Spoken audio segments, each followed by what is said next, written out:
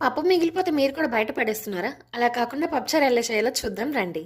ముందుగా ఒక గిన్నె తీసుకోండి. మనం ఎందులో అయితే మరిగించుకోవాలనుకుంటున్నామో అందులో మనం మిగిలిపోయిన పప్పు వేసుకుందాం. అలాగే ఇందులోకి కొంచెం కరివేపాకు, కొంచెం ఉల్లిపాయలు, టమాటోలు అండ్ నెక్స్ట్ కొంచెం గ్రీన్ చిల్లీ ఇవన్నీ వేసేసి మిక్స్ చేసేయండి అందులో.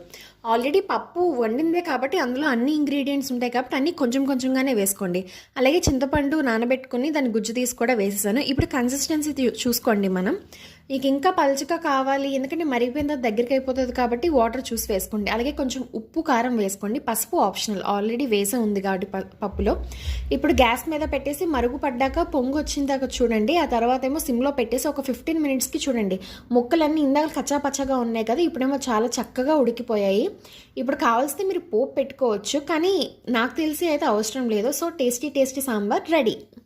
మరిన్ని వీడియోస్ కోసం లైక్ చేయండి, సబ్స్క్రైబ్ చేయండి, అలాగే గంట సింబల్ని ఆన్లో పెట్టుకోండి. ఫర్